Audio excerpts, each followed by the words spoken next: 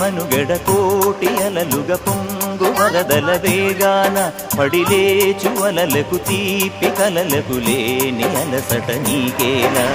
నల్ల నల్ల నీళ్లలోన ఎల్లకిల్ల పడ్డట్టున్న అల్లు మల్లు ఆకాశాన చుక్కల్లు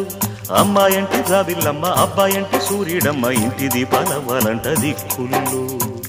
ఎవరికి వారే యమునకు నీరే రేవు నీరు నావదంట నావతోడు రేవుదంట పంచుకుంటే గోరు వంక వాలగానే గోపురానికి స్వరాల గణగణ గంటలే మోగనేలా గోపబాలుడొచ్చినాక గోకులానికి పెదాల కిలకిల పువ్వులే పుట్టలే